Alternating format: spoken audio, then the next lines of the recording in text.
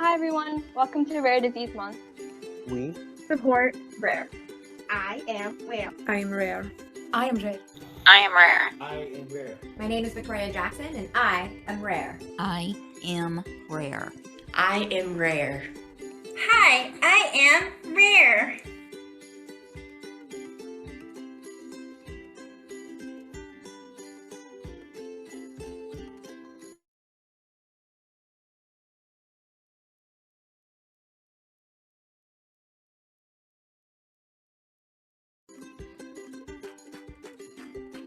I am rare. I'm Brandy Leader from Houston, Texas, and I'm a rare disease warrior.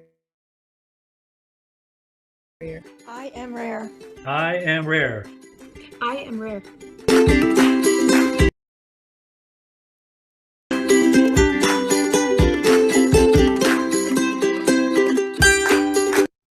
Hi everyone, welcome to Rare Disease Month.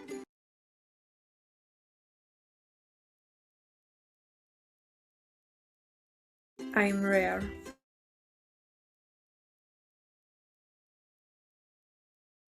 I am rare.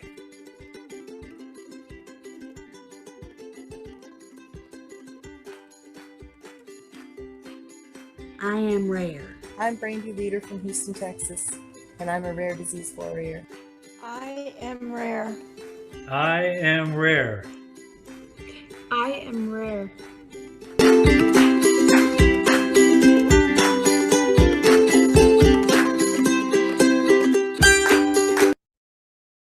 Hi everyone, welcome to Rare Disease Month. We Support rare. I am rare. I am rare. I am rare. I am rare. I am rare. My name is Victoria Jackson, and I am rare. I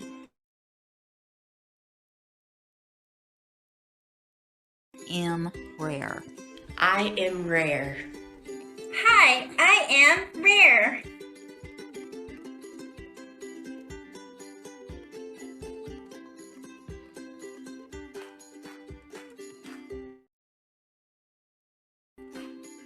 I am rare. I'm Brandy Leader from Houston, Texas, and I'm a rare disease warrior. I am rare. I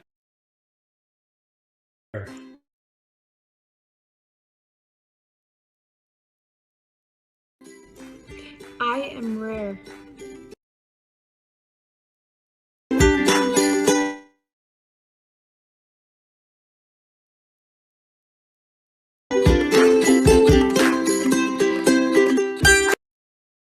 Welcome to Rare Disease Month. We Support am rare. I am rare. Hi, I am rare.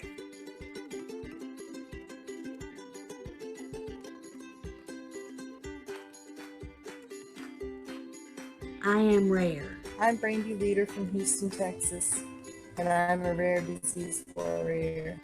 I am rare. I am rare. I am rare.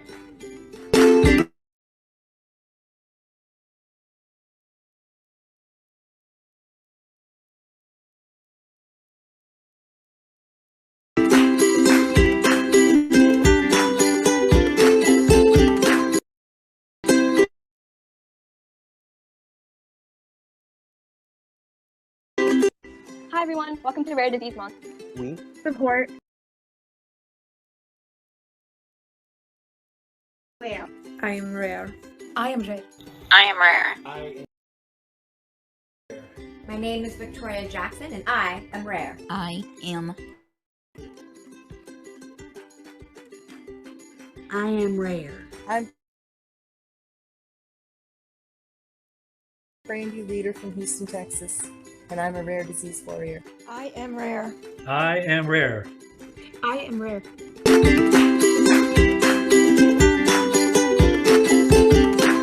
Hello, welcome to today's webinar.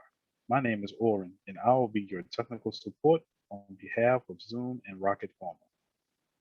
Please note that you are encouraged to use the Q&A function to submit questions and the chat function to connect with fellow attendees. Finally, during the live Q&A portion of today's webinar, all attendees will be promoted to panelists. This will give attendees access to join us on camera and to unmute yourselves if you have a question. And now I would like to introduce Kinnari Patel, President and Chief Operating Officer of Rocket Pharma.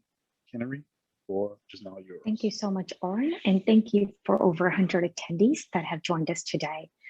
If we could just project the slide, please. We would welcome you today to the second of the month-long celebration of raising rare disease awareness. For 2021, in the middle of pandemic, we realized that we couldn't have the annual in-person community that work in this space, including biotech, academic, and hospital and institutions. So what we decided to do is be a bit creative and a bit global. So we are having, next slide, please, a rare disease month instead of a rare disease day celebration.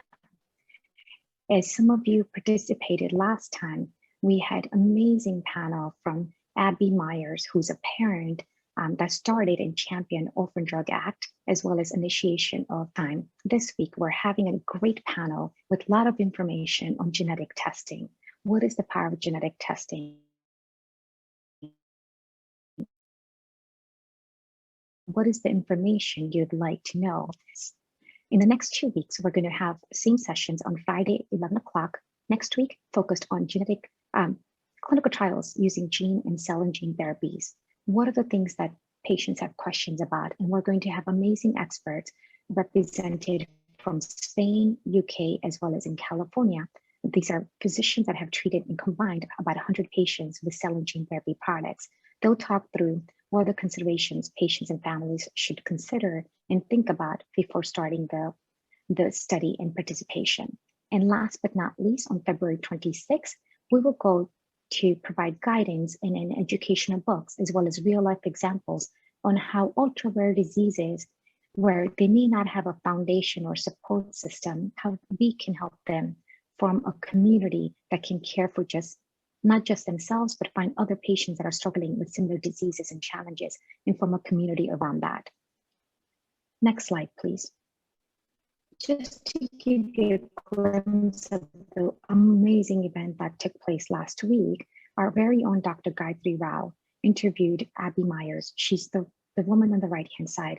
This fireside chat that took place was very motivational. It was inspirational, and even myself, who's heard her speak a few times before, I had goosebumps, and I was so inspired because she really demonstrated how a power of one person could make a huge difference worldwide.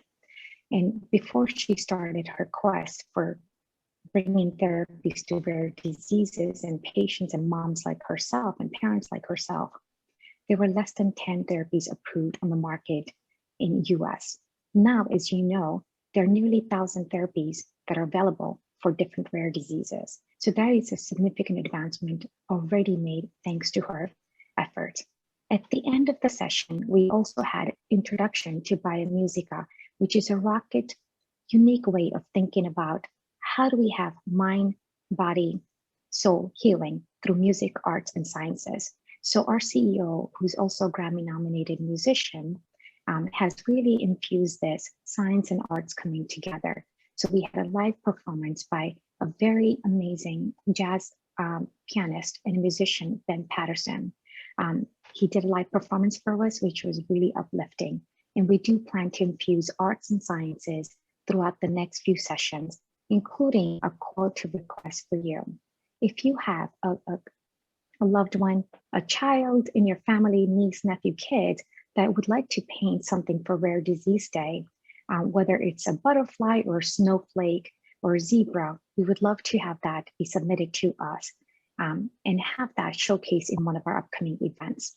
So please do submit any art that you have of your children or your nieces and nephews if they would like to learn about rare disease and participate in the upcoming events.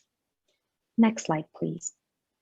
Aside from integrating family, what we want to do is have each family member, whether they're living in the US or Europe or around the world, be recognized and realized for one evening, the rarest day of the year, February 28th, and usually it's February 29th, but this year it's February 28th, we're going to light up monuments and landmarks around the country and around the world This year we partner as we can.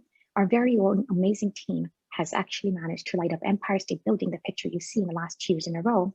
And this year, we're trying to go global as much as possible. So we're having Niagara Falls, NASDAQ towers, various hospitals, as well as most recently today, I found out the Tappan Zee Bridge, now known as Governor Cuomo Bridge, will also be lighting up for Rare Disease Day. So if you have an idea of a landmark you'd like to light up, or university or a hospital, please let us know. Our team is happy to do the work of submitting an application and provide you the resources. It's definitely not too late. We'll be lighting up as many places as possible on the day of February 28th. So we still have about 2 to 3 weeks to go. So please reach out anytime. Next slide, please. So why are we doing rare disease activities, and what is our premise for rare disease awareness? Next slide, please.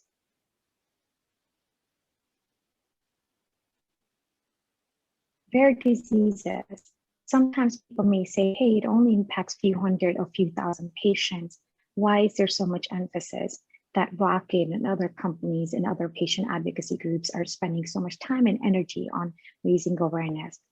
Well, the reason is simple. While there are a few hundred, a few thousand patients, a few 100,000 patients impacted by a disease that may be classified as a rare disease, and in the US, that means a disease impacts less than 200,000 patients with that disease in the US at the time of getting that designation. It actually impacts about 300 million people worldwide. That means 1 in 10 individuals you may know may be impacted by rare diseases or type of a rare disease. And what we want to do is bring the community of all the rare diseases together to provide education, resource, and awareness, because there's a lot of effort that the team needs to do. But as you know, individuals like Babby can move mountains. However, community can also do the same thing. So we want to bring amazing individuals like Abby Myers together with the community of research, scientists, physicians, and patients and patient communities together to really make a big difference in this space. They have a rare disease, hear me roar. I'm just as important, even if I'm a rare disease patient and it may only impact a few hundred patients, a few thousand patients. And together, everyone can be strong and really make a difference. Next slide, please. On the right, you see an iceberg. These are the therapies on the top that you see that have been approved to the market in US, Europe, and now becoming more global, Japan, and rest of the world. What you don't see is the advancements in genetic testing and better diagnosis has allowed us to know that more and more diseases are being identified every year. So while there are about 7,000 rare diseases are identified, a few years ago, that used to be just 6,000. Most of these diseases do not have therapeutic option. So what we want to do is promote knowledge of understanding the disease. Once you know how it impacts the patients, you can better identify what are the types of therapies that may help treat this disease. Ideally, at Rocket Pharma, we're focusing on finding one and done curative gene therapy option for genetic diseases that have direct target on action, mechanism of action to the actual disease with an issue. So our goal is really simple. Let's bring experts, physicians, scientists, and biotech and pharmaceutical companies together with patients so we can have more of these life-threatening serious diseases become more of a chronic disease or become a disease that a patient could live a good quality of life even if they have it. That's really the mission that we have. It really does take a village to make all of this happen. And our goal is every year to raise as much awareness as possible on the unmet medical need and what we can do together, starting with the session we're about to have, which is a really important session on genetic testing and importance of that. Next slide, please.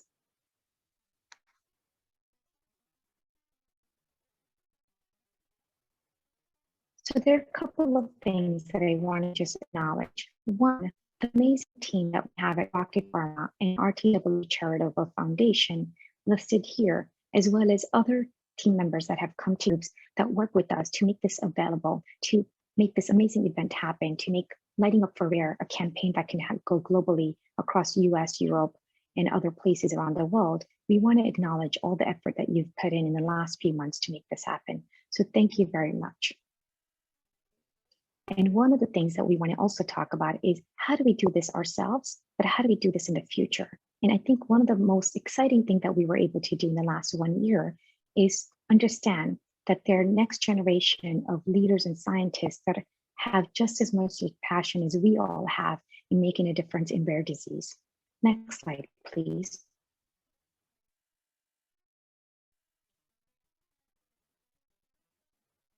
So what I would like to do is welcome Shaping Foundation. They are student-led nonprofit organization, high school students that are looking to go to college and become healthcare providers one day. They've come together to raise awareness through technology, whether it's TikTok videos or YouTube or Instagram around the world. And I would love to take next 10 minutes for us to get to know the efforts of our next generation of leaders that are emerging to make a difference and continue the baton that we're all holding. So please give them the attention. I would like to introduce Pooja, who's the co-founder and was gracious enough to put the videos together. As you could imagine, today is Friday. So unfortunately, these kids are, or fortunately, these kids are in high school and they couldn't get out of class. So they pre-recorded this video for us to learn from. Can we play the video, please?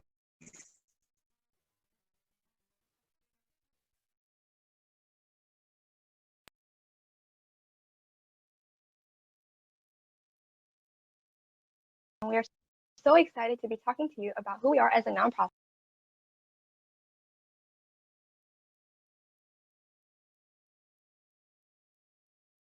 So first, we'll be going over who we are as a nonprofit and our past actions. We'll also be going of this organization. I'm also the head of outreach and the social media department. Hi, my name is Pooja. I'm the co-founder and co-president. I'm also director of the podcast department, and I manage the volunteer recruitment. Hi, my name is Anirudh Koneru, and I am a co-founder as well as the treasurer and the head of the writing and research department. Hi, my name is Kayla, and I'm a co-founder and the secretary. I'm also currently heading the graphics department. So first, who we are as a nonprofit and our goals and purpose. Our mission statement is to advocate, spread awareness, and fundraise for rare diseases. Although we're all in high school, we are a student-led nonprofit, and we're based in Middlesex County medicine. We hope to go into the STEM field when we are older. We also really love helping a unique community of people, which is the rare disease community.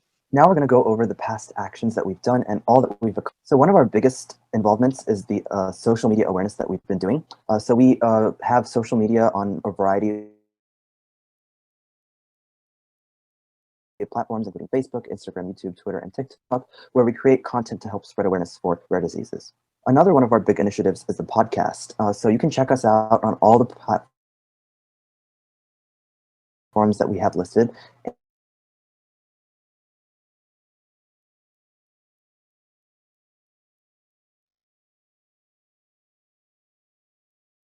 Different rare disease patients, and it's been an amazing experience. And all of those things are on our YouTube. And we've been creating content about those interviews as well.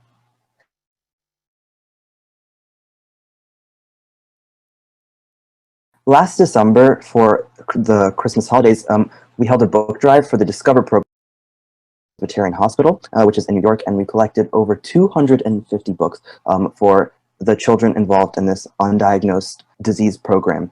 And our partner organizing volunteers from 5 different countries around the world and 2 ambassadors. Goals are more outreach.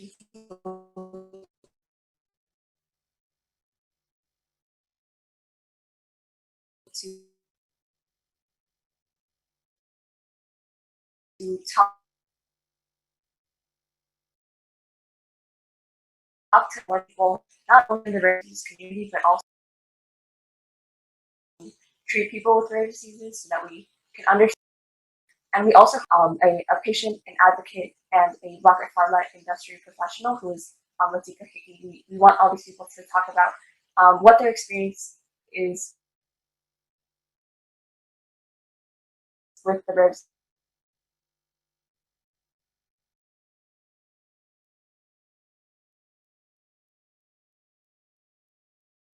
disease community during the pandemic and how this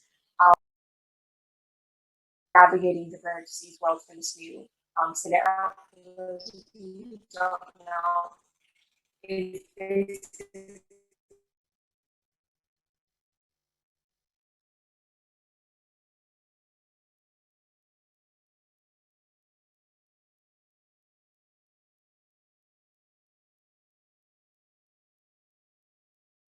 on that to get people to only post this one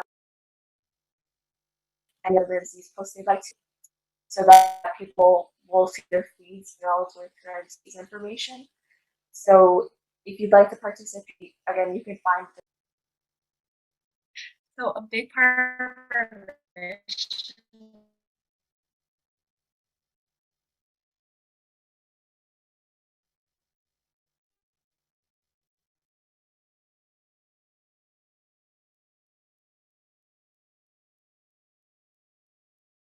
is to really get the youth involved, and that's why we have like, such a large youth movement internationally. And you can also become a rare ambassador if you are not a student. And the main purpose of our rare ambassadorship program is to allow the rare community to work directly with our organization on Spotify and Anchor and other platforms like that. Our podcast is called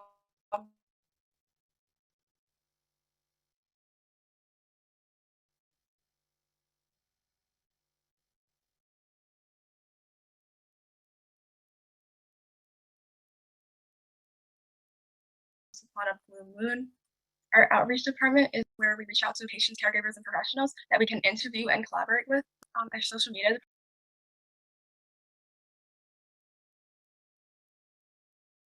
people to understand, and we really want to make the information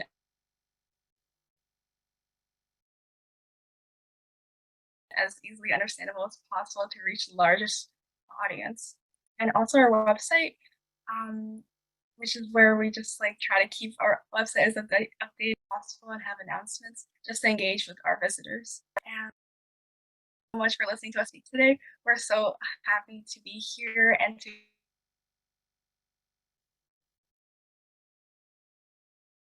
spread our mission and awareness. Yeah, thank you so much for listening. And now we'll be showing you some of our past clips and interviews and things we posted. Thank you.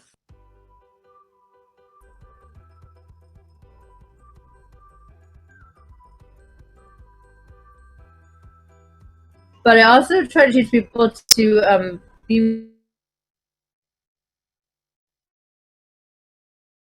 willing to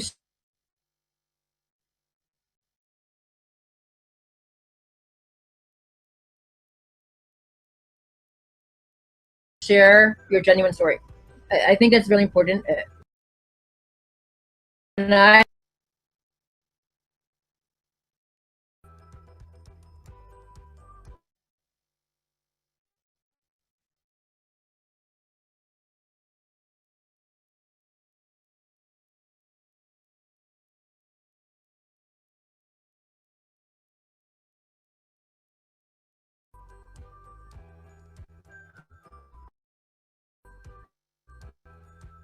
And the other piece of advice that I have for advocates and anyone who wants exposure that it needs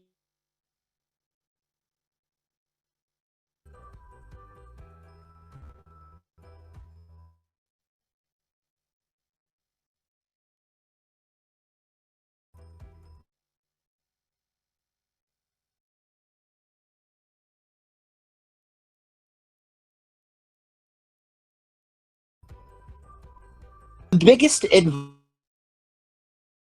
advice I would give would be to really, we're all not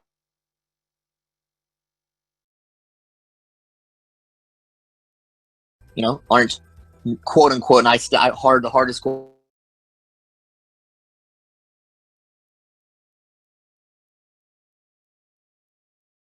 it's possible normal. What is normal? Mm-hmm.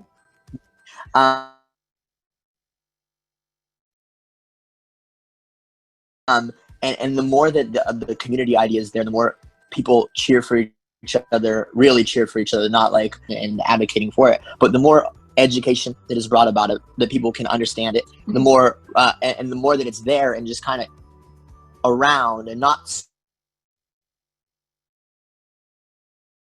so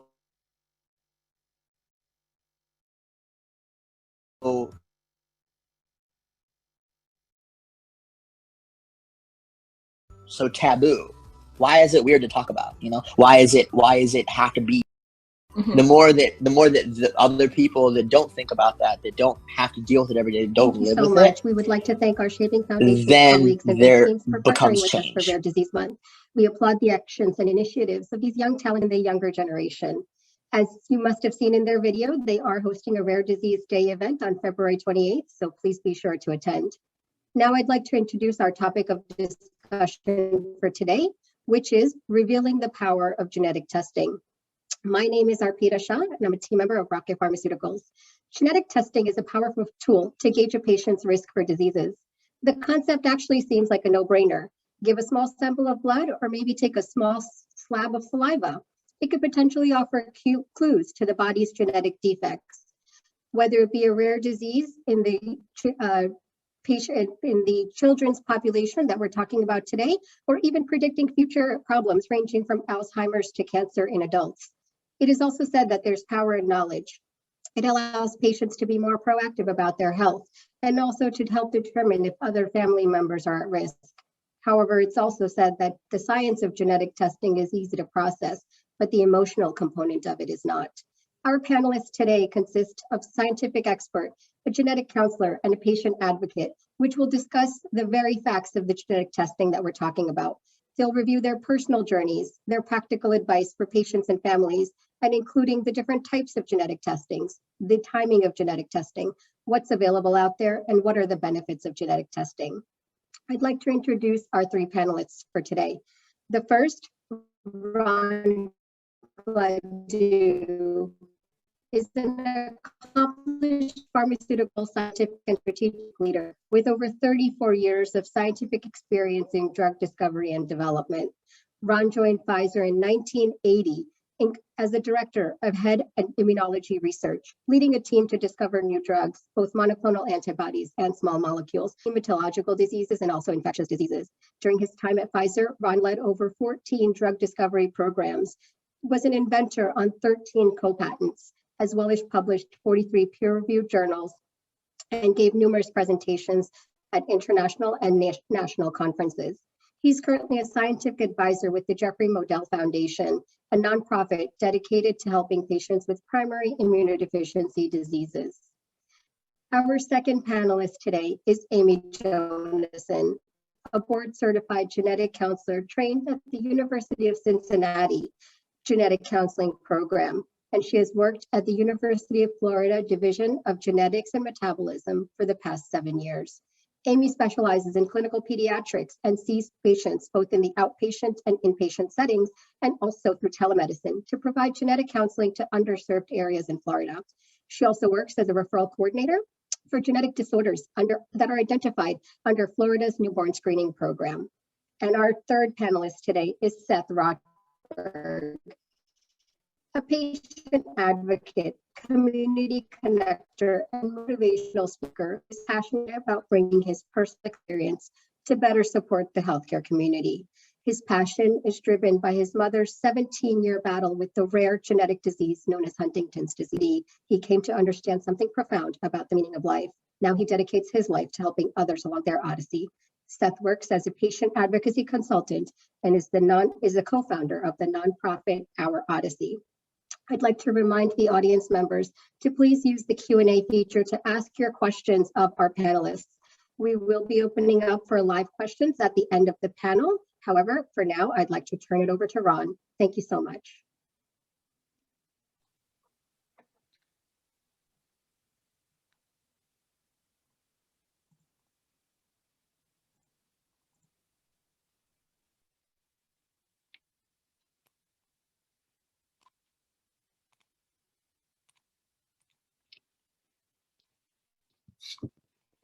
Okay, thank you very much, Peter. I really appreciate it. And I'd like to thank Rocket Pharma for organizing this event and certainly involving the Jeffrey Modell Foundation. What I'd like to talk to you about today is a genetic testing program that the Jeffrey Modell Foundation has initiated for patients with primary immunodeficiency, and we call this Jeffrey's Insights. Before moving on to that, I just want to give you a few facts, I think, in background. First, in the interest of Rare Disease Week, over 400 million people suffer from some form of a rare disease, and half of them are kids. It generally takes about almost 5 years on average for an accurate diagnosis. And you just think about that for a minute, 5 years for an accurate diagnosis. That just seems unacceptable to us. 30% of the children with rare diseases won't make it to their 5th birthday. And unfortunately, 95% of rare diseases currently lack an FDA approved treatment.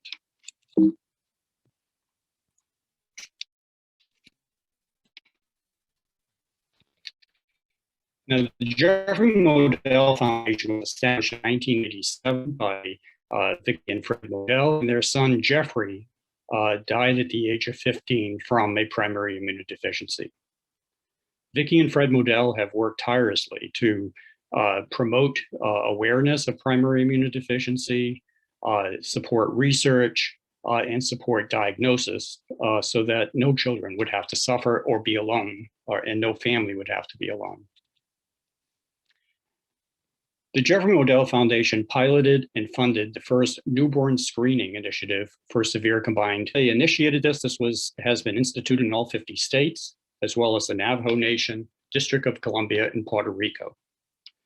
Over 30 million newborns have already been screened, and 23 additional countries have now followed and have made screening for SCID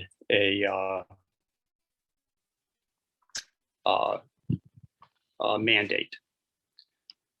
Now, patients with primary immunodeficiency frequently endure a diagnostic odyssey, trying to understand what their disease is. They undergo numerous referrals, an exhaustive number of expensive and often unhelpful tests.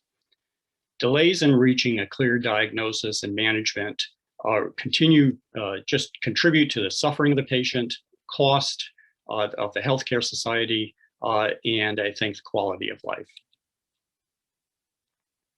So what do we know about these patients?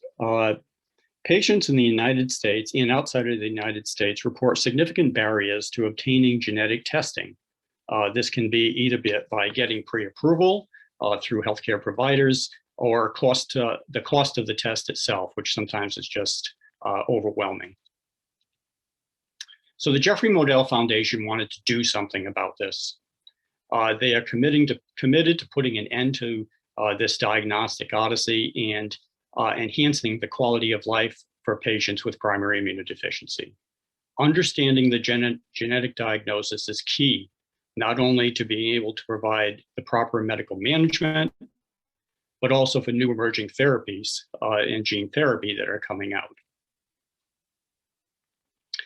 We initiated a pilot program back in 2020 to be able to genetically sequence patients. We initially started with 21 of the Jeffrey Modell centers that were selected to provide samples. Half of these were in the United States and half outside of the United States. And the goal of the initiative was to identify a specific defect for the appropriate management and treatment of these patients. The JMF offered this program to the community as a free service. There was absolutely no cost to any physician, patients, hospitals, insurance companies, or government agencies. In addition, for those patients where a defect was identified, family variant testing was also offered at no charge to the patient. We utilized as part of this pilot program the Invitae Primary Immunodeficiency Panel. At the time of the pilot program, this included 207 genes, which have been known to be associated with primary immunodeficiency. The genetic sequencing program results showed that at least one reportable genetic variant was identified in the 151 of the 158 patients that were analyzed. 96% of the patients were identified with a genetic defect. These were patients who had a suspected primary immunodeficiency, but the genetic diagnosis was just unknown.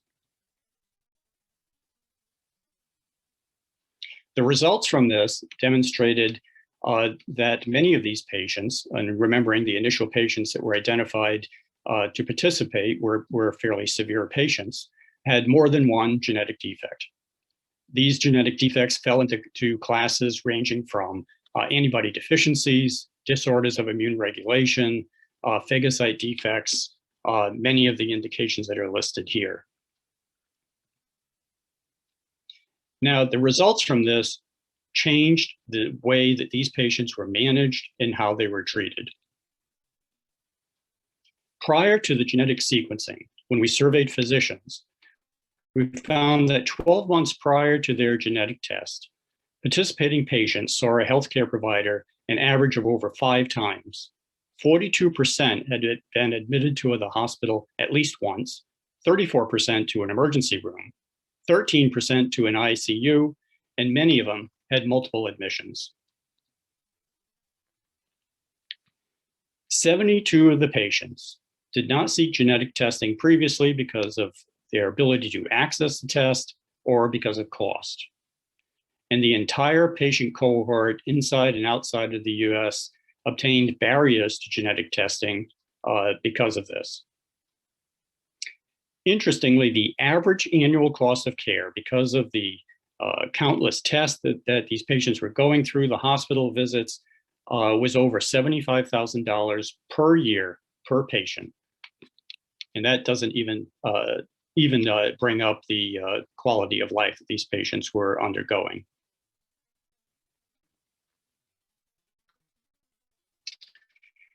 After genetic sequencing of 133 patients that were altered their suspected clinical diagnosis. 40% of the patients had a change in disease management, 36% of the patients had a change in their actual treatment, and 45% of the patients had a change in outcome. And this includes prognosis and quality of life. 80% of the patients could access an approved therapy. Now, this pilot program clearly demonstrated that many physicians have a backlog of high priority patients that don't have access to genetic analysis. And I think it clearly shows the importance of genetic analysis in the well-being and medical management of these patients. Pre-test probability was very high if a patient was suspected of having a primary immunodeficiency. Indeed, the genetic test did identify a genetic defect.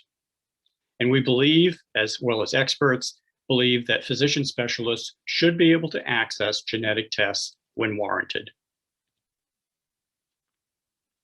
Now, the results of this pilot program were published in Immunologic Research. You can access the manuscript to view more details at www.infoforpi.org. We encourage you to take a look at that. And based on these results, Jeffrey's Insights has been now expanded, and it's being offered to the entire Jeffrey Modell Centers network. The Jeffrey Modell Centers network includes almost 900 expert physicians around the world at 386 academic institutions and 307 cities in 86 countries. About 1/3 of these are in the United States. This is being offered at no cost to anyone, no cost to physicians, patients, hospitals, insurance companies, or government agencies. It's being sponsored by the Jeffrey Modell Foundation through donations.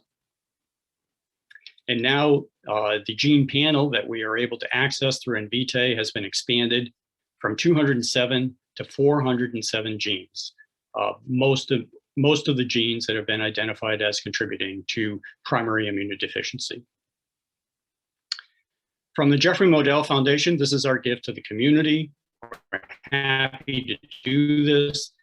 I can tell you, at least from the feedback from our center directors who have been involved in this program, they all offer their congratulations and support for advancing this.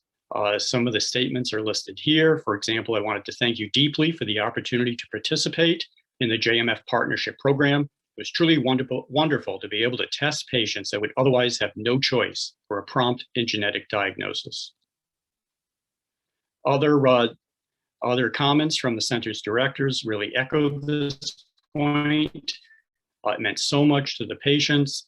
And in one case, at least from one center who had submitted 10 samples for 10 patients, at the time of the message, they got back 9 results. And of these, they were able to perform a transplant in 3 of these. And again, this would not have been possible without genetic testing. So in summary, it's a new day for primary immunodeficiency. I think with emerging treatments through gene therapy and others, I think understanding the genetic diagnosis is just key. Together, we can enhance the quality of life, one gene at a time.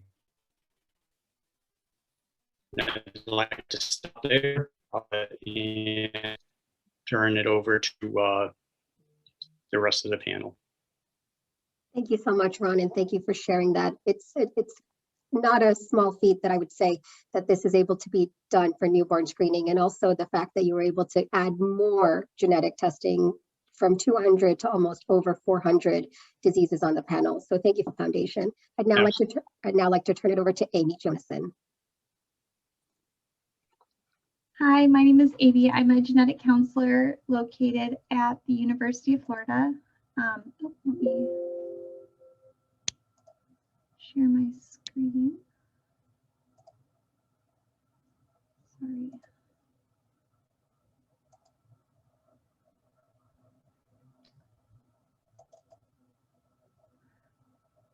Okay.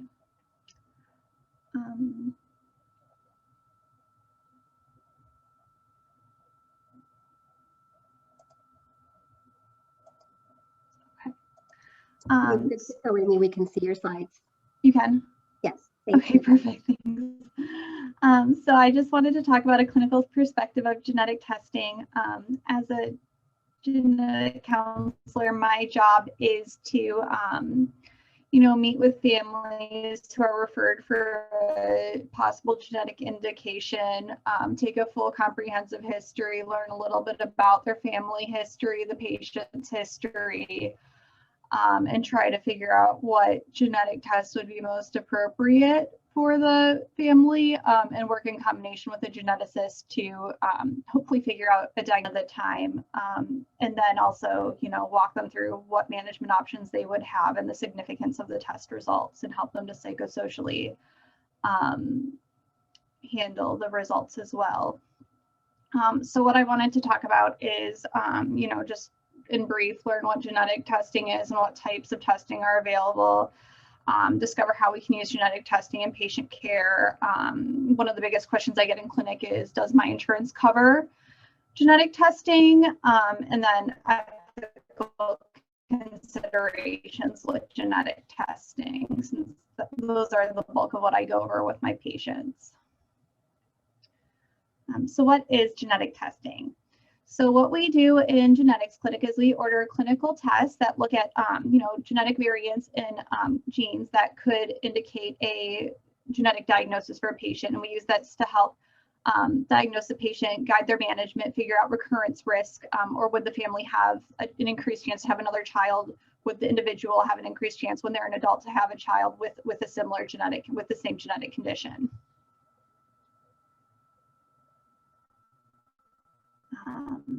Let's see. So there are a couple of different broad categories of genetic tests that we use. The first is chromosome tests, and those look for large structural changes, extra missing large chunks of that contain several different genes or genetic instructions that together could diagnose a patient with a chromosome disorder. Molecular gene tests are single gene tests, so they look at single different genetic instructions and tiny little spelling errors in those genetic instructions. So we can test one single gene or genetic instruction at a time. We can test for a panel, which is kind of a group of genes or genetic instructions that have a similar function in the body. Or we have new tests such as whole exome sequencing and whole genome sequencing, which just kind of test every single genetic instruction in the body when we're sure that there is, or we're we're pretty sure that there is a genetic diagnosis, but we're just not quite able to narrow it down to a group of genetic conditions. Either the features of the child are too broad, or there's just too much going on that there could be several different genetic disorders present. We also use biochemical tests, so those don't necessarily diagnose a patient with a condition, but they can kind of help us to narrow down if there's a metabolic condition going on, or if there's some type of enzyme activity that isn't working correctly. So we use it primarily for metabolic disorders, and that's a big chunk of the newborn screen as well. So what kind of samples do we use? We've been shifting from, it's great that we've been able to shift from blood samples to some more patient-friendly sample types, especially in the pediatric population. We really try to order cheek swabs wherever we can, just because that's not invasive. It doesn't involve a blood draw, and we can really get a decent yield to do most genetic tests with that. And so some labs are offering either cheek or saliva kits that you can just spit into a tube. Sometimes there's testing on skin biopsy. Sometimes we still have to resort to blood for certain genetic tests. And then the newborn screen uses a heel prick sample on a blood spot to test babies for the genetic conditions included on the newborn screen. So how do we use all these tests to help us care for patients in a clinical setting? So there's the different types of tests that we can use. The first is the newborn screen, and that's kind of the first test that babies get in the first 24 hours. If we can identify those conditions very early on in the newborn screen, such as with the severe combined immune deficiencies, we can potentially alter treatments and come up with a medical plan for that baby potentially before they present with symptoms. Diagnostic testing can either be when a child already has symptoms. We can do genetic testing to figure out why that child has the medical or developmental concerns that they have. Or now we're getting into some tests where when we're testing for a broad range of things, we can identify genetic conditions that maybe are happening in patients who don't have symptoms of it, or they could be pre-symptomatic. So it could be something like a cancer predisposition that they're not affected with now, but they may have an increased predisposition to have in the future. We can offer carrier screening. So that's for parents who are planning on having a pregnancy. Either they have a positive family history for a genetic diagnosis, or they just want to get screened for genetic conditions that could be seen in their ethnic backgrounds. So we can give them that screening to see if they have an increased chance of having a child with something like cystic fibrosis or something like that. Prenatal testing and screening is also an option. What that does is during a pregnancy, we can test to see if the baby may be affected with something like Down syndrome, so that we can provide care for the family, as well as we can offer pre-implantation genetic diagnosis. So if there is a positive family history and both parents maybe carry a genetic condition, or a parent is affected with a genetic condition, we can use in vitro fertilization and genetic testing to try and implant babies that aren't affected with the genetic condition.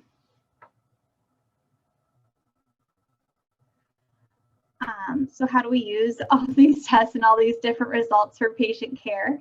Like I mentioned, the newborn screen, we really can identify especially those metabolic disorders as early as possible, get the patients on formula and dietary management so that we can hopefully not have the side effects of the metabolic condition.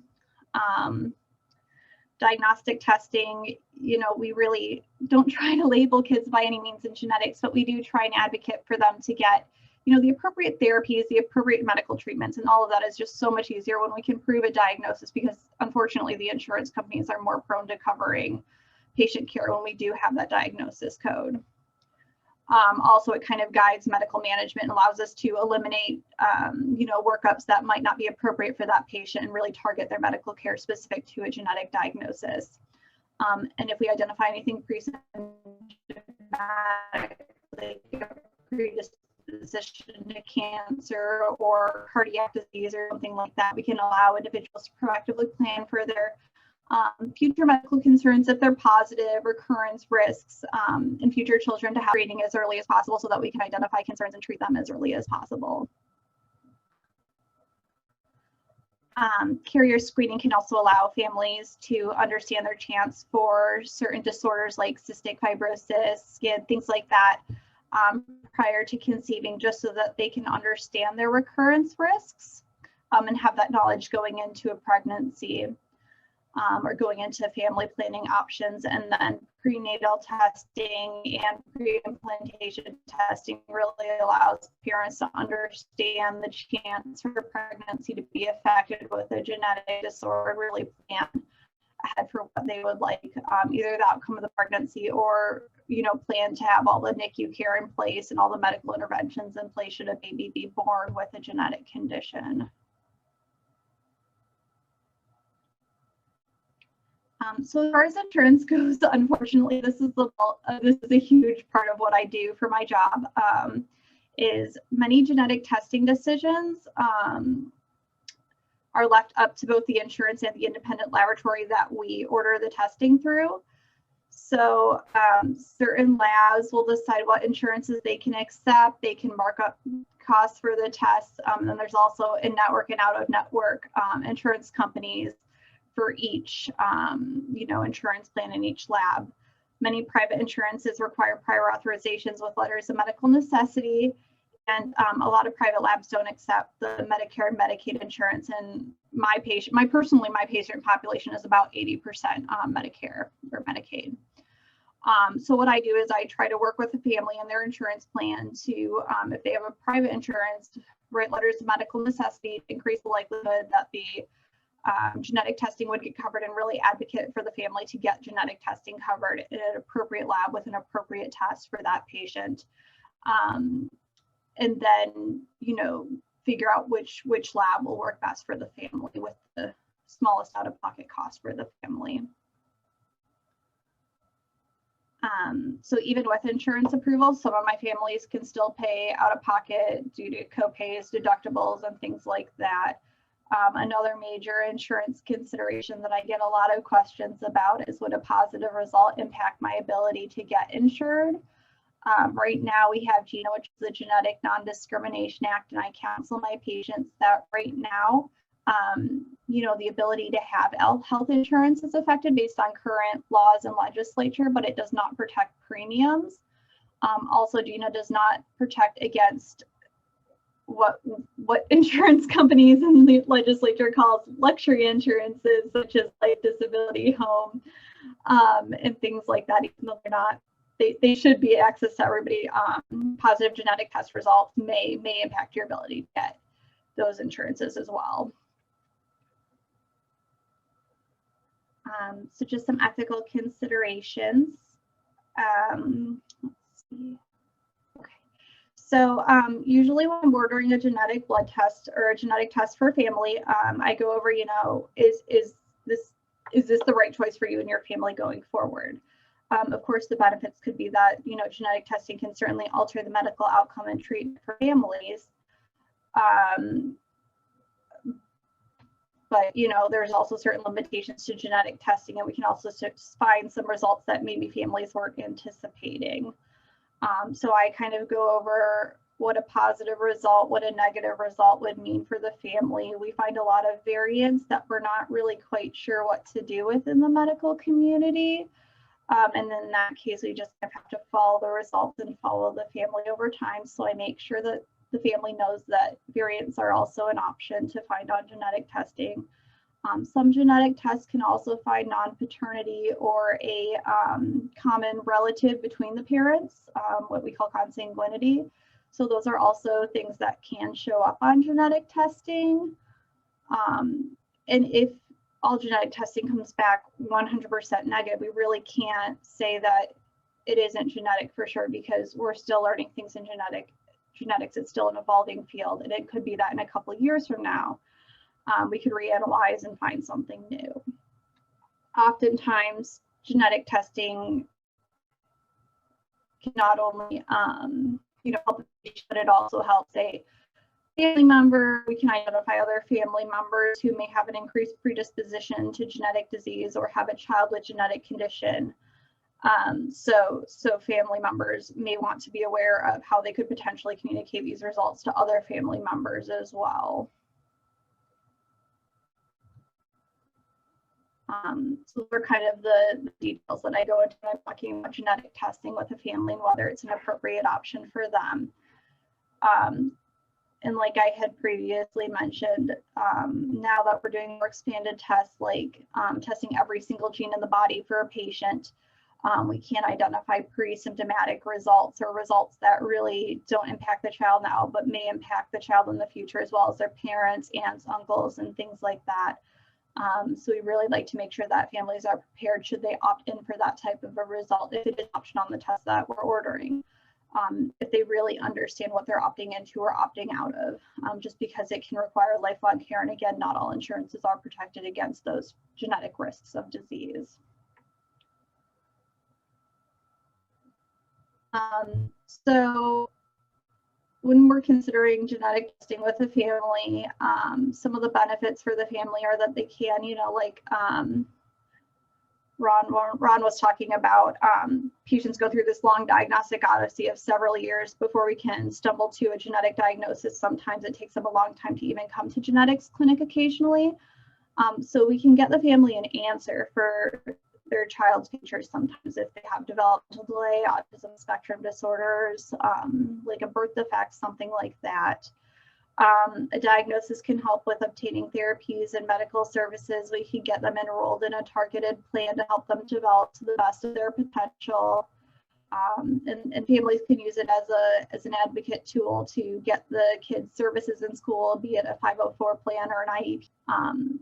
And then we can also tell families what their chance would be to have another child with a similar presentation in the future, whether, aunts, uncles, cousins could be affected or have a baby with the genetic condition as well.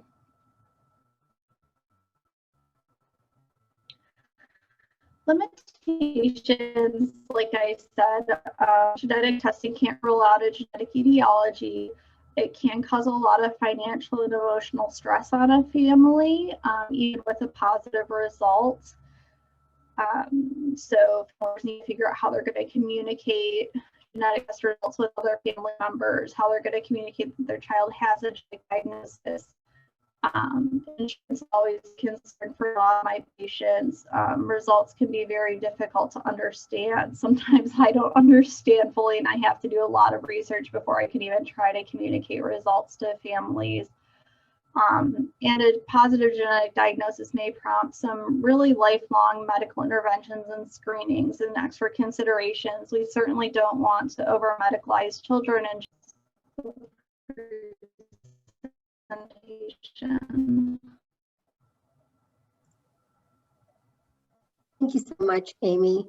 We actually did have 2 questions that come in, so I'm going to ask them before we move on to the next presenter. The first question is with regards to prenatal screening. Is that actually harmful and could potentially harm the baby or the pregnancy? Yeah, that's a good question. So there's a couple of different types of prenatal screening. Now we have chromosome disorders like Down syndrome, trisomy 13, trisomy 21, and some of the sex chromosome genetic changes. That one uses just the mother's blood to measure mom's chromosomes with baby's chromosomes, since baby's chromosomes are circulating in mom's blood. That isn't 100% accurate, so we recommend that it is screening and you back it up with a diagnostic tool, but that can always give an idea during the pregnancy. The diagnostic test, which I believe that question is more thinking of, is the amniocentesis or CVS, which uses a needle to use fluid in the belly to actually test the baby's chromosomes during the pregnancy.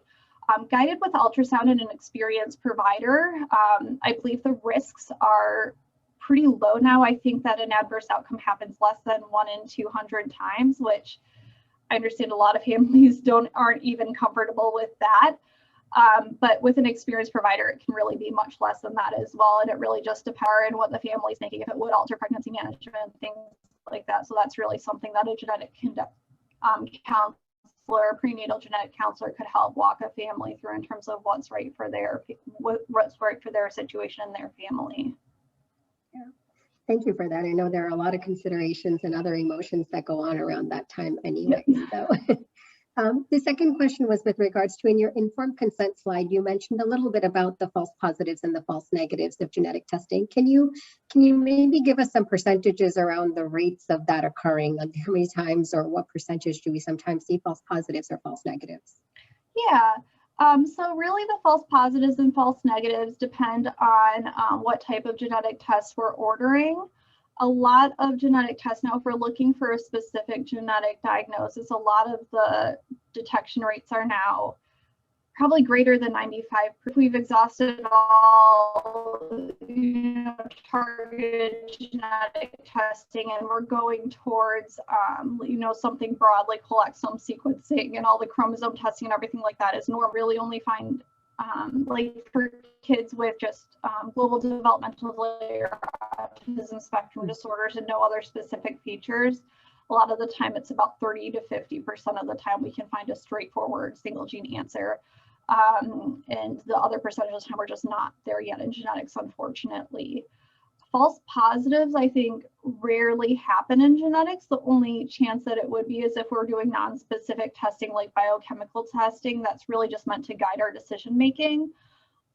Or if it's something like the lab and we've personally analyzed a variant wrong or something like that where we thought that it was pathogenic, but on functional studies and as we get more information, we found that that specific variant really doesn't alter the genetic function as much. So I think that false positives and false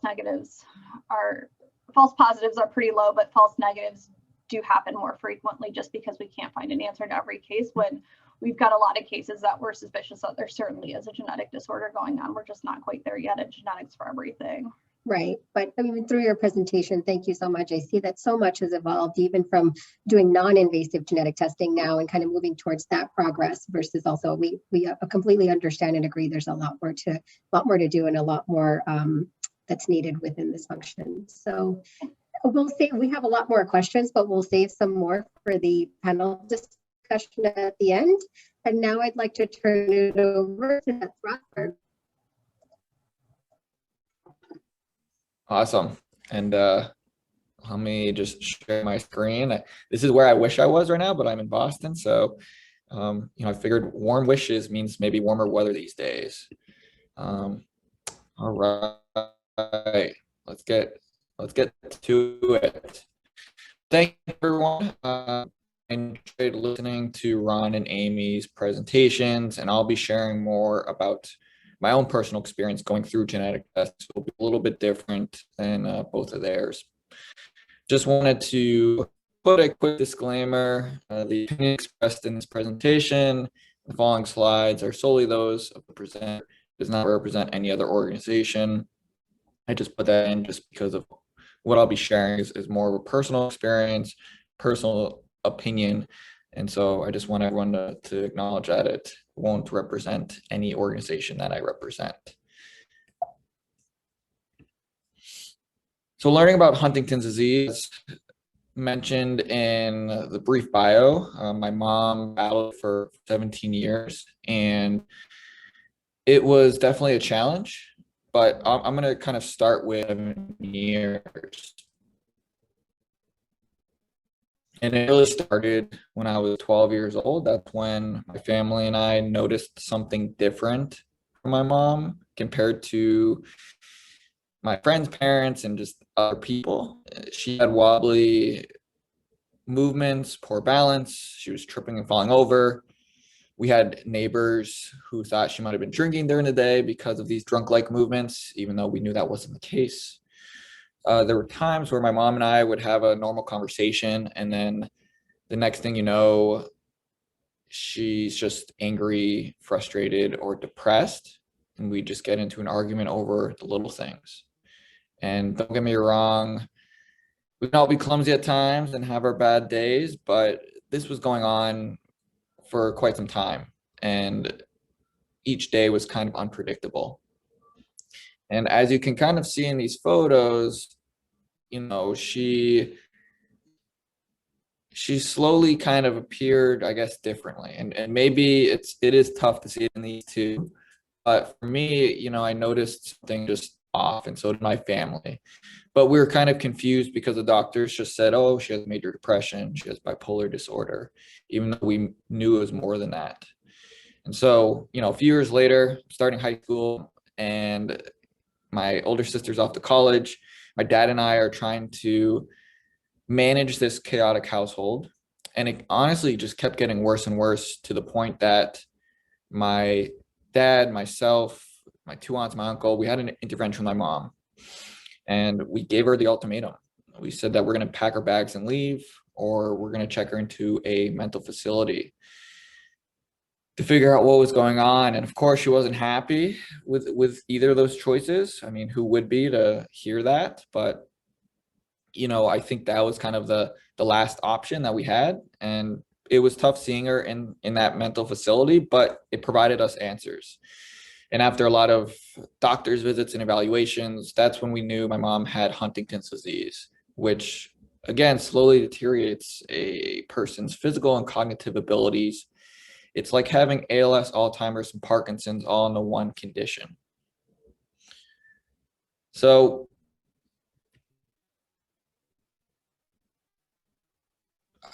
when my parents sat me down to tell me this news, I was 15 at the time. I think they were still trying to process it. So I did what most people do, which is go to Google, which has the answers, but it also can be quite scary. Because I remember searching what is Huntington's disease and seeing all the symptoms that my mom was showing. I was checking it off my head. Depression, check. Mood swings, check. Clumsiness, check. And the list goes. Knowing that the average lifespan once being diagnosed was about 10 to 20 years. And also knowing that there's no cure.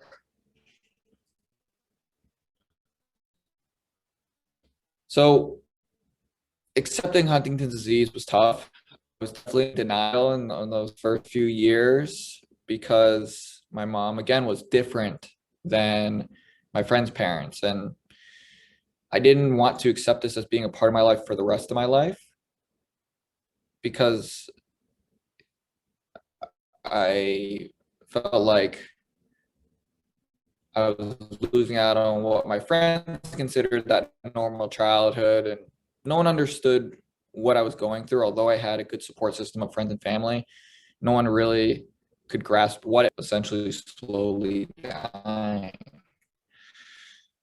Over the years, I had to take on additional responsibilities at home, take my mom out for errands, and just grew up a lot faster than my peers. And looking back, I was always getting in these arguments with my mom, and I think it was just because I was upset that she was sick and she wasn't what we call normal. And I was embarrassed being out in public because people would give us weird stares, didn't understand what Huntington. Just try to stay away from my house as much as possible growing up. I would stay over friends' houses, staying after school, picking up work, staying out late playing basketball. But my mindset shifted when I went to college, because that's when I noticed similarities between myself and my mom. I would drop my phone or forget an earlier conversation that I had with a friend. And this made me do more research, realizing that I actually had a 50-50 chance of inheriting this disease and ending up like my mom one day. Prior to this, I didn't know that was the case, because in junior year in high school, I took a biology class where we did those Punnett squares. You match the uppercase letter with the lowercase letter, and it tells you, your potential genes. And I was taught that since my dad, or the father, tends to be dominant, and since my dad didn't have the disease, that I wouldn't be at risk. But of course, that's not how it works. And so my freshman year in college, I thought about getting tested and spoke with my aunt and my older sister about it. But it's such a hard and personal decision. And after speaking with them, I just thought I might have been overthinking it, and it was kind of all in my head. But I kept kind of going back to that of, should I test, should I not test? because I'm a planner and I wanted to plan accordingly to what my future would mean. Without knowing that gene status, it would be tough to kind of plan for what lies ahead, whether it's having a wife, kids, house, career. And it was just really mentally draining on a daily basis. And I was tired of living with the unknown. So I decided to go through testing at the age of 20. The testing process took about 2 weeks, which I later learned was usually a quicker turnaround than most who decide to go through genetic testing, especially for Huntington's disease. But I remember walking into the doctor's office, feeling a bit nervous yet calm. And as I walked in, there was this other woman in there with the neurologist who wasn't the first appointment. So I knew probably going to be good news. And that's when the neurologist said, Seth, your test results came back positive for Huntington's disease. Honestly, I blocked out everything the doctor had to say because I was just thinking, okay, what's next in life? Who am I going to tell? How much time do I have before showing symptoms? And that's when I was starting to plan for what my future might entail. A few friends at the time didn't tell many other people, including my family, for about 3 years. I never wanted my mom to find out because she was already suffering. I didn't want her to feel guilty. My dad being the caregiver, I didn't want him to feel like I was just another burden. And then I also didn't want my sister to feel pressured. My good friend Jake, who passed away my senior college the day before I met her, and always kind of lived life in the moment and was always just enjoying each day. And then my other friend Megan on the right, she had the juvenile version of Huntington's disease, which progresses a lot faster. And she passed away at the age of 26, but was always sharing her story, was always having a positive outlook on life. And both of them just made me think, why can't I just share my story and be more open, be more comfortable, not being defined by my condition? And I was ready, I think, at that point to share my story and my test results publicly with the world. And it wasn't because I was looking for people to feel bad for me or anything among those. They're my family, right? And things happen. This conversation is so important, and it's something I realized is once telling them, I felt relieved. I felt like a weight was lifted off my shoulder. I could be myself again. And it really allowed me to be more open about my health condition and how it also affects young adults. I really gravitated towards organizations who supported young adults in the health community because that is what I knew best. That was my passion because I was one of those. I guess I still am. I'm 30, but I was one of those people who felt isolated and felt like no one understood what I was going through until I started meeting other young people impacted by a health condition. So on next step,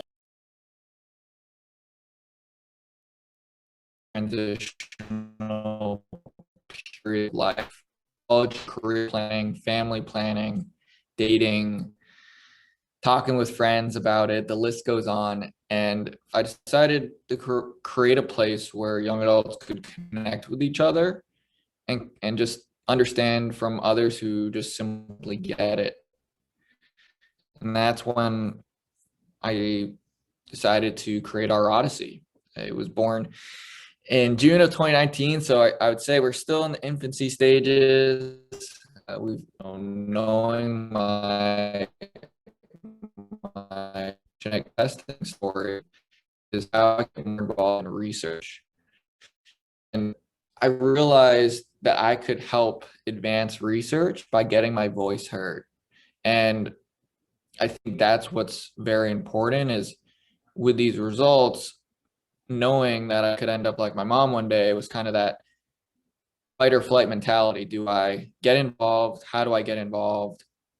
And this was one way I felt like I could definitely do that. And as mentioned at the beginning, hearing from Abby Myers last week, who's the founder of NORD, she's mentioned in her book how it's actually okay to kind of be that guinea pig. And I know that may sound weird, it does for me sometimes, but in her book, she actually said the following. She said, when you have a rare disease, you cannot sit back and say, let someone else be the guinea pig.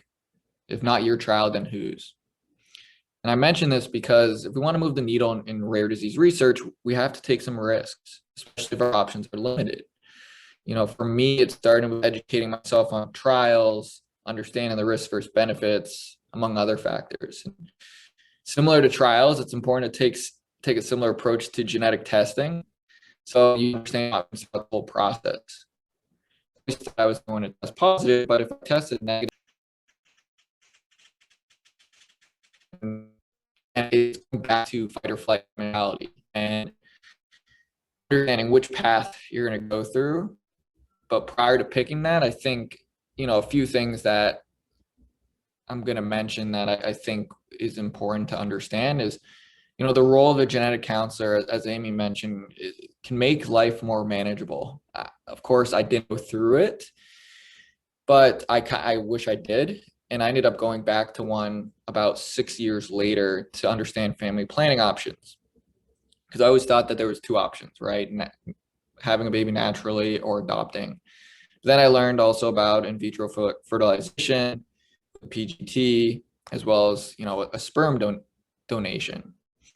So I sometimes ask myself, which my friend should I ask to donate, sperm, or better yet, can I get an athlete for donation requests? I mean, I am a Boston sports fan. Tom Brady, even though he's not there, won his 7th Super Bowl. So maybe I could ask him, but I'm only kidding.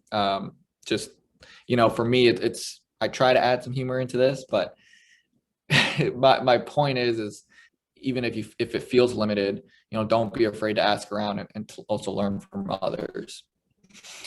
And then communicating your health plan. So communication, is a key to the patient and their family, because imagine if I was told my test results and I was given resources such as a social worker or a therapist or a Huntington's disease nonprofit that could also support me, because once talking with other people, knowing you're not alone makes your health odyssey more manageable. And so I think it's important to work on figuring out what's the plan and what's going to be the best thing for me. It's going to be maybe different from someone else.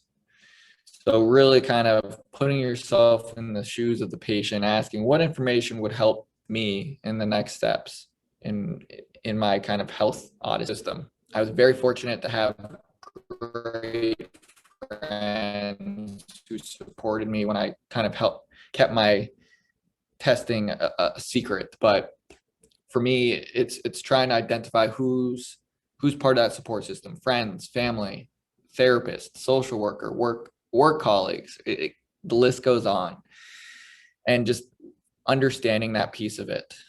But ultimately, we're all going to have our bad days in life, but it's up to us to learn from each experience. And so make sure you reach out to your support system and your resources, and remember, each day is a new day to make the most of it.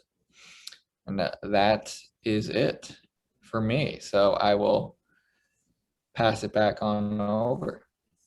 Thank you so much, Seth, for that touching and emotional journey as a teen going through a difficult diagnosis with your mom, and also your journey of being genetically tested. We really appreciate you sharing your experiences and your personal story with us.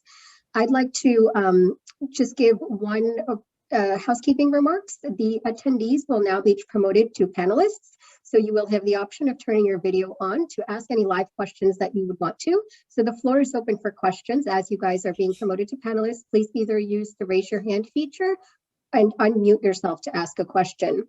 In closing, I would like to say a few remarks. As we've heard, it takes about 6 to 7 years to get a diagnosis for a rare disease. And through these genetic testing mechanisms, hopefully we're able to access earlier diagnoses as well as get therapies to patients sooner and faster once the diagnoses are made.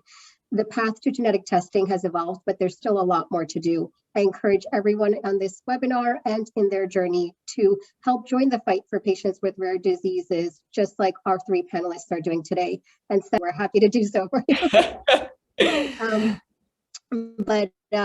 I will actually start with one question while everybody is kind of being promoted to panelists before we have live questions. So, and I think this may be a question for you, Amy. How can parents who have just received confirmation that their child has a genetic disorder, how can they get access to a genetic counselor? Because sometimes it's not offered at the time that the results are given. Yeah, absolutely.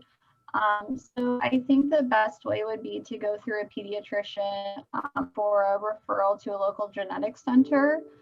Sometimes there are not, so there's usually genetic centers in most major cities. So for a lot of our families, it does require, like some of our families drive like 6 hours to see us or something if they're in the more remote regions of the panhandle. We do some outreach clinics. But yeah, I think that for a lot of pediatricians should know or be able to look up what resources are available in a local area. There's also, I think, nsgc.org, so you can find local genetic counselors, but again, they probably require a pediatrician referral. And one more question. Is genetic testing generally done through DNA sequencing? And if so, how does it compare from services like 23andMe or Ancestry.com?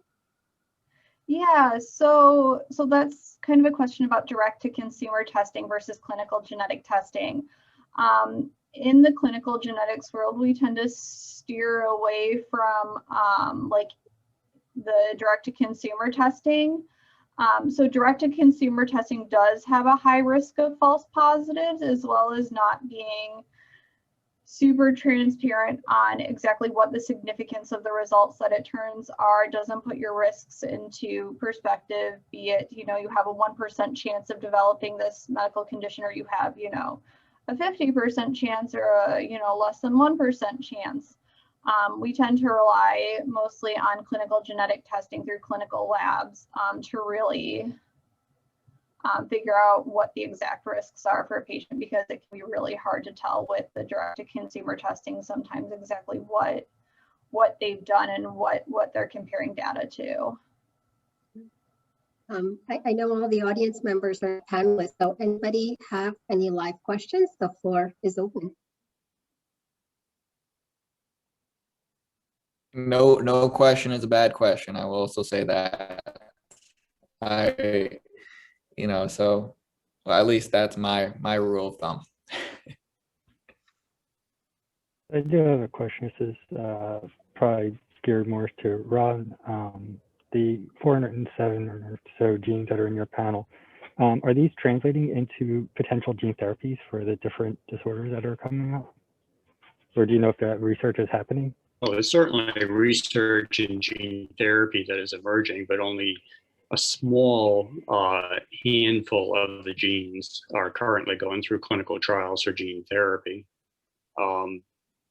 Hopefully more as time goes on. I think that emphasizes the importance of genetic testing so that companies can become aware of the number of patients who have this genetic disorder, and the opportunity for clinical trials as they emerge becomes a reality if you know your genetic diagnosis. Maybe a question for the panelists, perhaps Seth and Amy and maybe Ron may have insights. Even when families have history of cancer, right?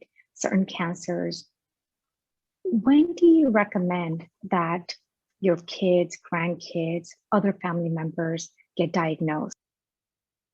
So I can say that as far as the clinical genetics perspective is, unless there's a risk for it to have a pediatric onset, we really recommend that people wait until we won't order pre-symptomatic testing on patients under 18. The reason for that is that 18 is the age of autonomy, and 18 is the age that you're considered a legal adult and you can make your own legal decisions. So we really like to wait and really encourage families to wait until a child is 18 and they can make the decision for themselves on whether or not they would like to learn the risk for their own personal chance to have a cancer or some type of an adult onset condition. The only caveat to that is if there is something like, you could potentially develop tumors in, under 18 if it's childhood cancer predispositions, that of course we recommend, or we at least give the option to test sooner than 18, just because that can obviously change the medical management for a child with early detection. And just to add to that, I think over 40,000 Americans with it, another 200,000 at risk, but probably only like 10 to 15% actually go through testing. And, the reason is it's like, what are you going to do with those results, right? And it impacts you mentally, for sure. I mean, for me, it's always trying to speed up time and trying to live in the future versus living in the now, and reminding myself of that. But, luckily for me, again, having those resources and support is so important. If you find out, oh yeah, you're at risk for this, what does that mean? And what are you going to do with that information? And so I think that's something important to acknowledge, of understanding that piece of it, because, you might think you're ready to hear it, but it's very different when you actually hear the doctor tell you that. That was like my impression for me personally, was, I think I might have it, but once he says it, then it's like, okay, there's no turning back.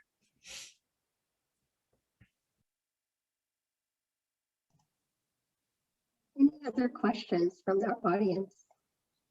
I have a question to Seth, and I apologize if there's an insensitive nature to this. So there's a lot of, or there's going to be several new therapeutic strategies to Huntington's disease, certainly being introduced into the clinic right now, whether it's a gene therapy approach, whether Alnylam and those groups with their siRNAs, or there's other groups with small molecule platforms targeting, the splicing mechanisms.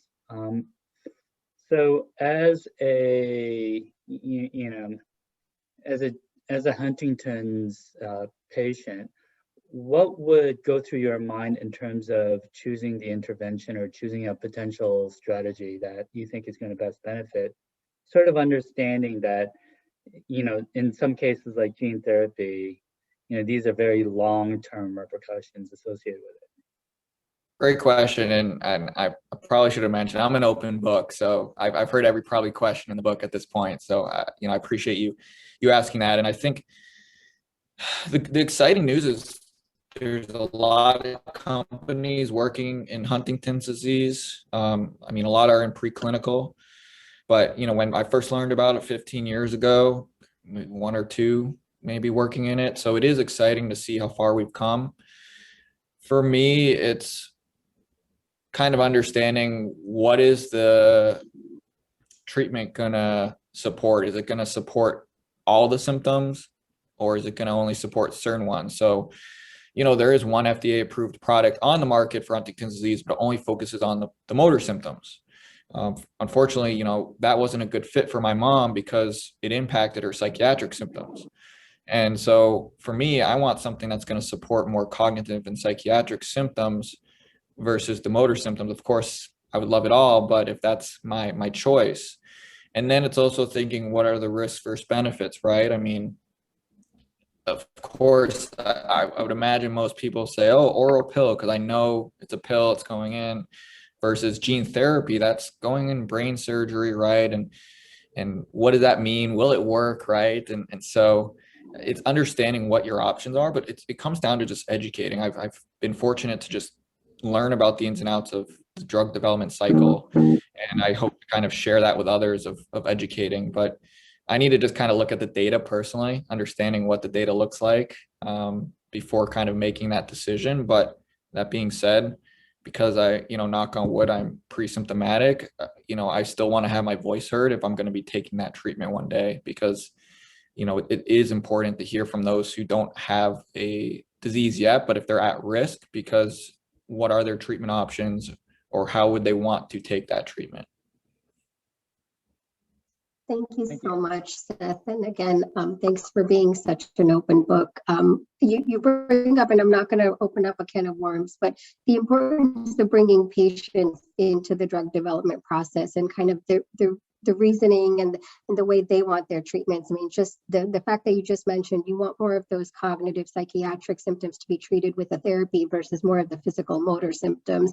It's very important to include patients in the drug development process for those reasons, because the pharmaceutical companies may be thinking, you know, yes, it's a pill, it's easy, or yes, it treats these symptoms, but patients sometimes want something different. I would like to today, and before closing, I'd like to turn it over to Rocket Pharmaceutical CEO, Dr. Gaurav Shah, for some closing remarks. Thank you, Arpita. I think there's a couple of slides.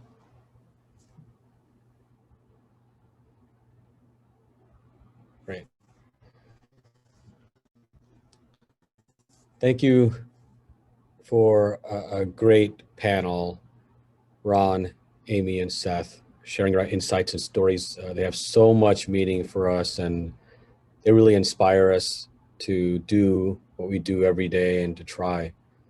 And for sure, expanding the number and quality of tests on genetic panels, together with early in life genetic testing and screening, will ultimately help improve the lives of patients with devastating rare diseases and many types of diseases that even quite aren't identified yet as having genetic. Prevention is the best treatment. So this is such important work, and your stories are very meaningful for us. So thank you. I also want to do a specific special thanks to Jeffrey Modell Foundation. You've been model partners for us in our short journey, which has many, many years to come. And thank you for your support and helping us find LAD patients around the world as some of the first patients who have entered our gene therapy trial. So thank you very much for that. We go to the next slide. Now, medicine, science go hand in hand with the arts and music in a total approach to healing the body, mind, and soul. And I say in a session about the art program for children submitting drawings to, is it events at rocketpharma.com? I just got to look at that. Events at rocketpharma.com. So this is very important in integrating art as well, art and music together with science and medicine as we move these therapies forward. Next week is very exciting. I have a clinical background myself, and we will have a very special panel on February 19th that is called the Clinic 3 Rockstar Gene Therapists, Claire Duke, Julian Sevilla, and Ami Shah, who together have incidentally had a chance to treat several dozen rare disease patients with gene therapy, many of whose lives have been transformed fundamentally, will be sharing their clinical experiences in the field of gene therapy, rare disease. So please join that session. It's going to be a very informative one as well. Thank you for coming today, and we look forward to seeing you next time.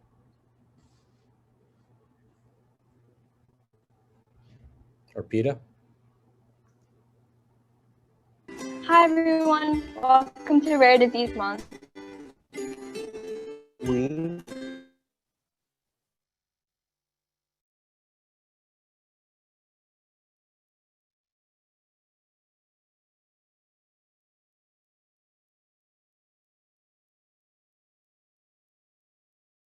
Report rare. Am rare. I am rare. I am rare. I am rare. I am rare. My name is Victoria Jackson, and I am rare. I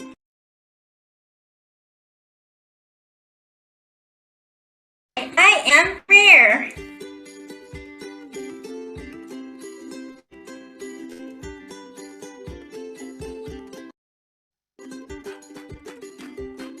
I am